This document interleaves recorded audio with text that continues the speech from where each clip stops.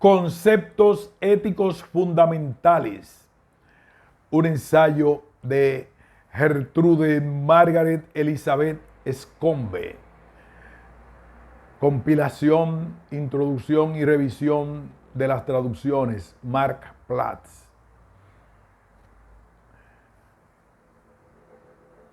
Filosofía moral moderna. Comenzaré enunciando tres tesis que presento en este texto. La primera es que actualmente en nada nos beneficia hacer filosofía moral. En todo caso, esta tarea debería postergarse mientras no tengamos una filosofía de la psicología adecuada, de la que visiblemente carecemos. La segunda es que debemos prescindir de los conceptos de obligación y deber. Entiéndase obligación moral y deber moral, de lo que es moralmente correcto e incorrecto, y del sentido moral que debe, si esto es psicológicamente posible, porque son sobrevivientes o derivados de sobrevivientes de una concepción anterior de la ética que en general ya no sobrevive y sin ella solo hacen daño. Mi tercera tesis es que las diferencias entre los autores ingleses famosos de filosofía moral desde Sidgwick hasta nuestros días terminan siendo baladíes. Quien quiera que haya leído la Ética de Aristóteles y que también haya leído filosofía moral moderna, tiene que haber quedado sorprendido por los enormes contrastes que existen entre ellas. Los conceptos prominentes entre los modernos parecen faltar en Aristóteles, o en todo caso, parecen estar enterrados en un plano muy distante. Lo que más salta a la vista es que en un plano muy distante, lo que más salta a la vista es que el propio término moral que heredamos directamente de Aristóteles simplemente no parece tener cabida en su sentido moderno, en una explicación de la ética aristotélica. Aristóteles distingue entre virtudes morales e intelectuales. Tienen algunas de las que él denomina virtudes intelectuales lo que nosotros llamaríamos un aspecto moral. Así aparecería supuestamente el criterio es que una falta en una virtud intelectual como la de tener buen juicio para calcular cómo producir algo útil, digamos, en un gobierno municipal, puede ser censurable. Sin embargo, cabría preguntar con toda razón, ¿acaso no es posible que cualquier falla cometida se convierta en un asunto de censura o reproche? Cualquier crítica despectiva, digamos, sobre la manufactura de un producto o sobre diseño de una máquina, se puede llamar censura o reproche. De modo que de nuevo queremos agregar la palabra moralmente. A veces tal falla puede ser moralmente censurable, a veces no. Ahora bien, ¿tiene Aristóteles esta idea de censura moral en contraposición a alguna otra? Si la respuesta es afirmativa, ¿por qué no ocupa un lugar más central en su ética? Hay algunos errores, dice él, que son causas no de involuntariedad en las acciones, sino de bribonería, y por las cuales se censura a un hombre. ¿Significa esto que existe la obligación moral de no cometer ciertos errores intelectuales? ¿Por qué no discute la obligación en general y esta obligación en particular? Si alguien pretende estar exponiendo a Aristóteles y habla de un modo moderno acerca de tal o cual cosa moral, tiene que ser muy poco perceptivo si no se siente continuamente como alguien a quien de algún modo se le ha desalineado los maxilares. Es como si sus dientes no se unieran para morder apropiadamente. No podemos entonces recurrir a Aristóteles para tratar de esclarecer de manera moderna, de hablar acerca de la bondad moral, la obligación moral, etc. Me parece además que todos los más famosos autores de ética de la época moderna, desde Butler hasta Mill, tienen defectos como pensadores en esta materia, y estos defectos cancelan la posibilidad de esperar que ellos puedan arrojar alguna luz directa sobre el tema. Plantearé estas objeciones con la brevedad que su carácter permite. Butler exalta la conciencia, pero parece ignorar que la conciencia de un hombre puede dictarle que haga las cosas más viles. Hume define verdad de manera que excluye de ella los juicios éticos y luego presume haber probado que están excluidos. Implícitamente también define pasión de tal manera que proponerse algo es tener una pasión. Su objeción a pasar de es a debe valdría igualmente para pasar de es a está en deuda o de es a necesita. No obstante, por la situación histórica aquí, él ha encontrado algo. Volveré a ello más adelante. Kant introduce la idea de legislar por uno mismo, que es tan absurda como si en estos días, cuando los votos por mayoría merecen gran respeto, llamáramos a cada decisión reflexiva que un ser humano toma un voto que da como resultado de una mayoría, la cual en proporciones es abrumadora porque siempre es 1-0. El concepto de legislación exige un poder superior en el legislador. Sus propias convicciones rigoristas sobre el tema de la mentira eran tan intensas que a Kant nunca se le ocurrió que una mentira podría ser descrita de manera relevante en términos distintos a los de una mentira sin más, por ejemplo, como una mentira en tales o cuales circunstancias.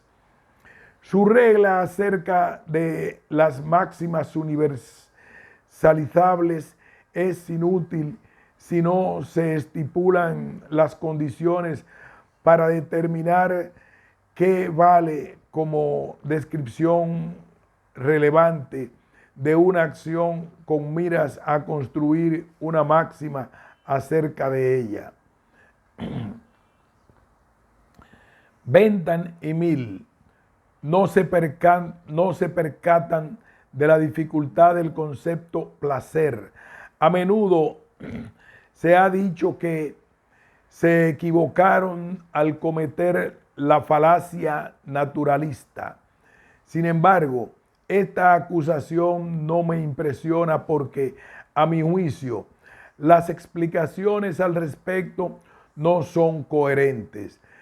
Pero la otra cuestión acerca del placer me parece desde el principio una objeción fatal. En la antigüedad este concepto se consideraba bastante desconcertante.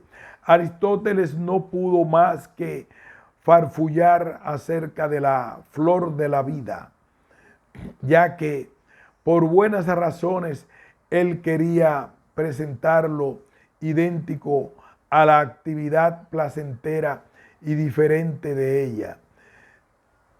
Generaciones de filósofos modernos encontraron dicho concepto muy poco enigmático y hace apenas un año o dos reapareció en la literatura filosófica como concepto problemático cuando Gilbert Ryle escribe sobre él.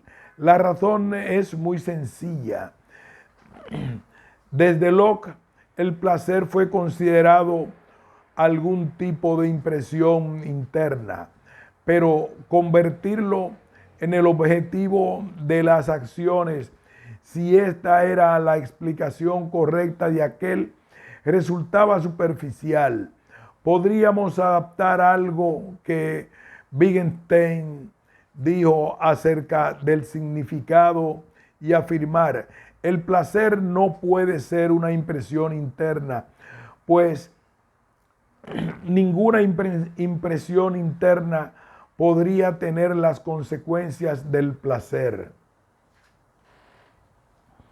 Mill, como Kant, tampoco se dio cuenta de la necesidad de estipular las descripciones relevantes para que su teoría tuviera contenido. No se le ocurrió que los actos del asesinato o robo podían ser descritos de otra manera. Mill sostiene que cuando cierta acción que uno se propone es de un tipo tal que cae bajo un principio establecido de motivos de utilidad, tenemos que optar por hacerla. Cuando no cae bajo ninguno o cae bajo varios, o estos sugieren opiniones contrarias de la acción, lo que hay que hacer es calcular las consecuencias particulares. Pero prácticamente cualquier acción puede ser descrita de tal modo que caiga bajo diversos principios de utilidad, como lo diré para abreviar, si acaso cae bajo alguno. Vuelvo ahora a Hume. Las características de la filosofía humiana que he mencionado, como muchos otros de sus rasgos, me inclinarían a pensar que Hume no era más que un sofista brillante. Y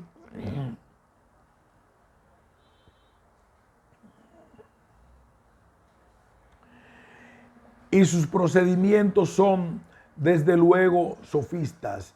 No me siento forzada a retractarme de esta opinión, pero sí a agregar algo.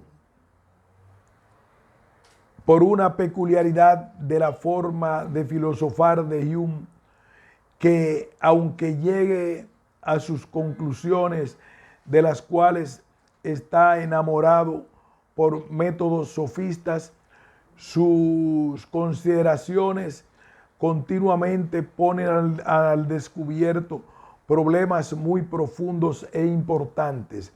Suele ocurrir que conforme se va haciendo patente la sofística, nos vamos dando cuenta de ciertos asuntos que merecen ser examinados a fondo.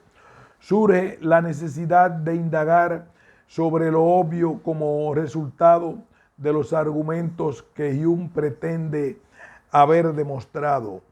En esto, por ejemplo, difiere de Butler. Ya se sabía que la conciencia podía dictar acciones viles y el que Butler haya escrito sin considerar esto no plantea ningún problema nuevo para nosotros. Pero con Hume sucede otra cosa. Se trata, por lo tanto, de un gran filósofo, de un pensador muy profundo.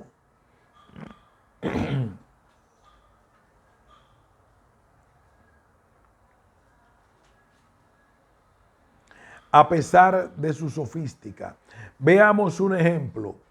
Supongamos que le digo al señor de la tienda, la verdad consiste en relaciones de ideas, por ejemplo, que 100 centavos suman un peso, o de hechos como que pedí papas, usted me las dio y luego me hizo la cuenta.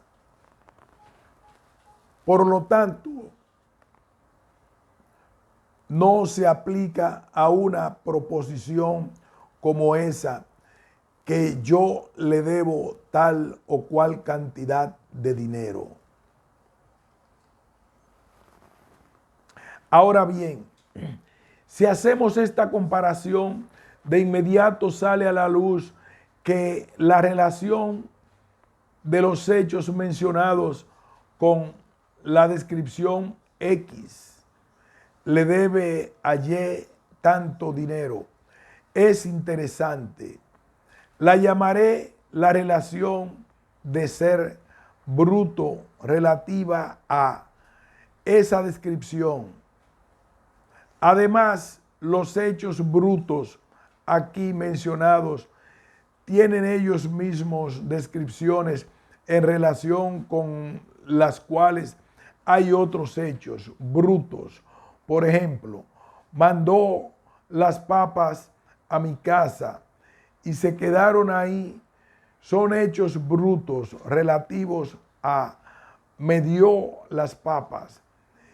Y el hecho X le debe dinero a Y es a su vez bruto en relación con otras descripciones. Por ejemplo, X es solvente. Ahora bien, la relación de bruteza relativa es complicada. Haré algunas puntualizaciones. Si X, Y, Z es un conjunto de hechos brutos relativos a una descripción A, entonces X, Y, Z es un conjunto de una gama de conjuntos, uno de los cuales es válido, si A es válido, pero que alguno de estos conjuntos sea válido no implica necesariamente A, porque siempre es posible que concurran circunstancias excepcionales que marquen una diferencia y especificar cuáles son esas circunstancias excepcionales en relación con A es algo que en general solo se puede explicar dando algunos ejemplos distintos, pero no se pueden tomar ninguna medida teóricamente adecuada para prevenir las circunstancias excepcionales, pues teóricamente siempre es posible imaginar otro contexto especial que reinterpretaría cualquier contexto especial. Además, aunque en circunstancias normales X, Y, Z sería una justificación de A, Esto no quiere decir que A simplemente equivalga a X, Y, Z. Y también tiende a haber un contexto institucional que da su sentido a la descripción A. Desde luego, A no es en sí misma una descripción de tal institución. Por ejemplo, el enunciado de que doy a alguien 20 centavos no es una descripción de una institución del dinero ni de la moneda de este país. Por lo tanto, aunque sería ridículo pretender que no puede haber algo así como una transición de, por ejemplo, es a debe. El carácter de la transición es de hecho bastante interesante y surge tras reflexionar en los argumentos de Hume. ¿Qué le debo al tendero tal o cual suma? Sería uno de un conjunto de hechos brutos en relación con la descripción. Soy una estafadora. Estafar es, por supuesto, una clase de deshonestidad o injusticia. Naturalmente, considerar esto no tendría ningún efecto en mis acciones, a menos que quiera cometer o evitar actos de injusticia. Hasta aquí, a pesar de sus fuertes asociaciones, concibo estafar, injusticia y deshonestidad de una manera puramente fáctica. Es bastante obvio que puedo hacer esto con estafar. En cuanto a justicia, no tengo idea de cómo definirla, excepto que su esfera es la de acciones que se relacionan con alguien más. Pero en lo que toca a injusticia, falta por el momento que se pueda ofrecer como un nombre genérico que abarca varias especies. Por ejemplo, la estafa, el robo, que es relativo a cualquier institución de propiedad existentes. La difamación es el adulterio. Por ejemplo, la estafa, el robo, que es relativo a cualquier institución de propiedad existentes. La difamación, el adulterio, el castigo o a un inocente. En la filosofía actual se requiere una explicación de cómo un hombre injusto es un hombre malo o cómo una acción injusta es una acción mala. Le corresponde a la ética dar tal explicación, pero ni siquiera es posible empezar a formularla mientras no